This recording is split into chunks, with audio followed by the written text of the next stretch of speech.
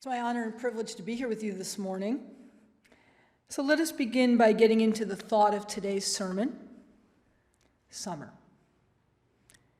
Summer fades, but not the memory, the warmth, the grief, the sorrows, and the experiences that we share.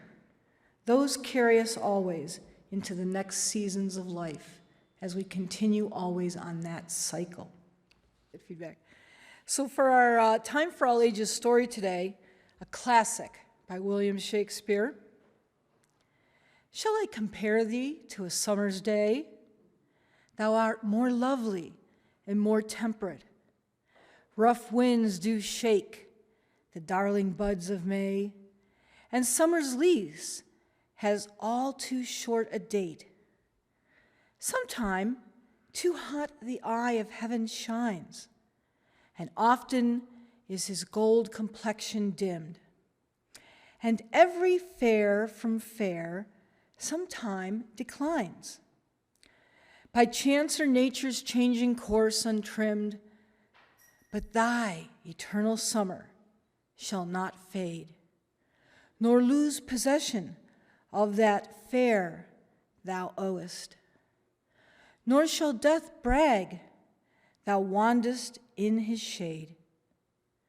When in eternal lines in time thou growest, so long as men can breathe or eyes can see, so long lives this, and this gives life to thee. So I'm just getting over one of the worst flus I've ever had in my life. It's horrible. And unfortunately, it zapped me of a lot of my strength. So I'm just going to sit as though we're having a conversation while I give you my sermon today. When summer ends, the Farmer's Almanac and the meteorologists will tell us that summer ends on September 22nd. Some say Labor Day is the mark of the end of summer. And also some say the beginning of the academic year is the beginning of summer. There we go. Some UUs think that summer ends when the water ceremony and ingathering occur. Locally, many Western New Yorkers will agree that summer ends the Monday after the Erie County Fair. You can feel it in the air, truly. The weather will feel different, the sky will feel different. Years of going to the fair, Adam and I were talking about that just before service today. Those who are, ground in the dirt Western New Yorkers just know this. But if you're really, really a diehard Western New Yorker, you would say it's when the Bills play their first home game. That is when summer ends. And in true UU style, I will tell you that no one is wrong. Our sense of seasons start and finish, and they all come from our own personal experience, from our perspective, and from our anticipation. Think of the summers of your childhood. Perhaps they were days free of responsibility, drinks from a hose in the backyard, swimming, popsicles, picnics or summer camp. Maybe it was traveling to faraway relatives and perhaps even staying there a while. As one grows into adulthood, it becomes more about summer internships, summer jobs, and later on, planning on those 10 vacation days you get to maximize relaxation and renewal. Or maybe some other memory that I didn't voice, because again, everyone has their own experiences, and there are no wrong memories or wrong experiences. They just are what we each have. And each of them has their own history that defines for a person what the seasonal parameters are in your life. Much like our fourth principle, a free and responsible search for truth and meaning, each person can define, feel, and regard a season as they see it. And seasons aren't just weather occasions. They're seasons of our life. Kind of sounds like a soap opera a little bit there. So too are the seasons of our life. Sometimes we don't know when a season will start. I love this one. I must have been in a William Shakespeare mood when I was writing this. Now is the winter of our discontent. The opening line of Richard III, also written by Mr. Shakespeare. But seasons come upon us. They come upon us sometimes as an expectation, as a date on the calendar, and sometimes marking an occasion from the past. Seasons also can be something that's begun. And we don't think about it all the time. Usually we think about rituals of seasons and how they start. Same with our church. To be honest, most UUs think about our church as an academic space that begins in September, ends in June. We're going to Chautauqua for the summer. See you back in September again. But again, there are so many other components to how we see where summer starts and where it ends. There's people that can't wait for it to start. And there's people that can't wait for it to end. Some of those are the people who love fall or can't wait for autumn to get here as well. Or they're more into spring if we're doing the winter, the weather types of things as well with that. Of course, I guarantee you that there's people that have been complaining about the heat and humidity that come November, you're going to hear them, oh my God, the snow and cold, it's never nice here. You can't please everybody. That's what's so beautiful about Buffalo. And one day you can have 4 seasons as well, so wait for October or November. But seasons or times are very important. And Ecclesiastes said it best. There is a time for everything, and a season for every activity under the heavens. A time to be born, and a time to die. A time to plant, and a time to uproot. A time to kill, and to be killed. And a time to, sorry, I read that wrong. A time to kill, and a time to heal. Boy, that would not go well in a review. I'll blame that on fog brain. All right, do over, do over, do over. There we go. A time to tear down and a time to build up. A time to weep and a time to laugh. A time to mourn and a time to dance. A time to scatter stones and a time to gather them. A time to embrace and a time to refrain from embracing. A time to search and a time to give away. A time to keep and a time to throw away. A time to tear and a time to mend. A time to be silent and a time to speak. A time to love and a time to hate. A time for war and a time for peace. I like that because it kind of encapsulates so many aspects of what time and elements of it can be. And as we are reflecting on that, we're reflecting on seasons, it helps us to see that it can be multiple. But let's get back to when summer ends, because that's what the sermon said today, and that's what you want to hear. There's work to do as summer ends. Patio furniture to be put away. School shoes to be bought. When I was a kid, that was a big deal, because school shoes were kind of expensive, and my mother would go to Liberty Shoes in the Southgate Plaza. Woohoo! Big deal. Not only that, but my mother had a rule. It was called stay on the rug. And that meant that until she absolutely knew that those shoes fit, you stayed on the rug in case you had to take them back, because you couldn't take them back if they were scuffed or something was wrong, especially because school shoes were so expensive. And sadly, I did find myself saying that to my kids once, stay on the rug, stay on the rug. There you go. It's part of that seasonal progression. There's also gardens to be cut back, last picnics to be had, and maybe soaking up some of those last days of hot sunshine.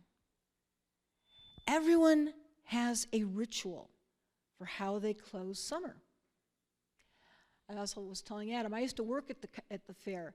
Years ago, they used to hire teachers, because they knew they were off in the summer, to work at various points throughout the fair during the fair time. And I loved it. It was great.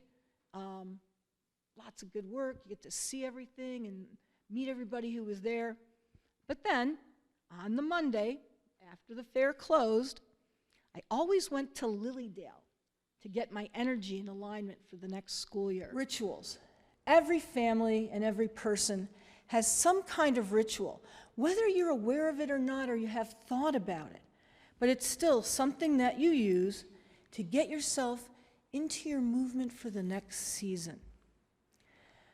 What ritual do you go through? I'm going to let you have a chance to talk about that in the talkback section in just a few minutes. If you've never thought about it, pay attention to what you do in the next few weeks. Give yourself time to grieve the waning sun and warmth, rejoice in the abundant foods of the summer, like sweet corn. Take in a sunset. Consciously be aware of the choices that you make, or make new traditions if you don't like the old ones. Ecclesiastes said, there are seasons, but they didn't say when or how they must come or go. That is up to you. So this is Talkback, for those of you who've never experienced it. Talkback is an opportunity for you to speak to the concepts and ideas that were in the sermon, that were in the readings, or just whatever's in your mind as you were sitting here today listening or thinking. This is your pulpit. It belongs to the congregation. And so I need and you need to hear your voices connected together. So feel free to comment and say what you would like. Have at. My name is Pat. Hi, Pat. And ever since I have my own car, I like to wash it myself at the end of summer and wax it myself. And then that's done. Yes, bravo. Good morning. My ritual has been on the news recently. I found out late in life that my grandmother was at Chautauqua many moons ago. And so my ritual is I get down there every summer. I used to stay there, but now we stay a long weekend in the fall and in the spring. And it just brings back so much joy to do that for me. Thank you. I'm Barry. It occurred to me in terms of when does summer end. It was as a child the dreaded trying on the clothes from the older cousin hand-me-downs, and then having to go shopping before the days of blended wools or khakis, when those scratchy wools were just nasty. When I owned a home, summer ended the first day you had to turn on the furnace because it got so darn cold. Very good, thank you.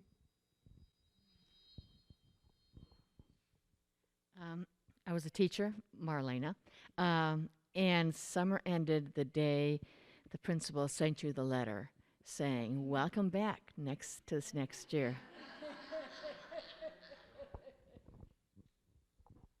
Well, I work in higher education, so summer is the time when parking is ample, and we know summer has ended when all the students are back on campus. And in my own house, of course, when our daughter leaves to go back to her school, on a personal level, I have to say the summer apples are okay, but you know summer is over when the real apples are available in the fall at the farmer's market, and I always look forward to that. And then packing away the shorts and tank tops, you know? You have to change what's in your drawers, unless you have a lot of closet space. When I was in grade school, I always looked forward to the first day of school because it was my birthday. and I got to take cupcakes, and I was very popular that day. The sight of the yellow school buses is just thrilling, and still is thrilling. Was then, is now. I love it. Ms. Joe, and the Dick and Jane episode and technology that you spoke about reminds me that somehow we have to begin to maybe look at how technology is determining how we behave here rather than how we determine how technology behaves. I wouldn't be surprised that if we didn't have microphones or electronics, we would easily redesign or reconfigure the sitting in this room or a smaller room that everybody could just talk and hear each other. But it just sort of brings this to mind for me. I don't know, it was always so exciting. I mean, all you teachers here, but it was always so exciting when the kids got their list of things they needed to get for school. But it was an adventure for us. You'd go to Office Depot or Target or whatever happened, or Kmart or whatever happened to be there, and it was just so exciting to get those Crayola crayons in the big boxes, and then they had the colored pencils. And my kids, and it was kind of wasteful, but we always got a new box of crayons every year. So it was just so exciting to get those crayons. I'll tell you, the kids just loved it. So thank you, teachers. My name's Linda, and our family did a lot of camping when we had older kids and then younger kids. And our older kids' camping trips were really fun. We would go out and we would do canoeing in the backwoods of Algonquin Park. And then as the other kids came, our abilities became much more tight. We couldn't do that as much. And so we haven't really been camping at all since we adopted Sam, but we've rented a cabin in Caton, Pennsylvania, in another weekend, I guess, another week. And we're gonna go for 5 days, and I'm really excited about that. And the cabin has electricity and bathrooms and a full kitchen. And it's right outside the Allegheny National Forest. Like, we can walk across the path, and Eric and I and Megan can go, and Sam and Shauna can stay back, and we can take the dog. So we're very excited about that. I remember all of what everyone said this morning, and it's very beautiful. I can remember going to school the first day and with my parents, and then going shopping and doing all those things, and I really appreciate hearing everyone else talk about it too. It brings many pleasant memories to my mind.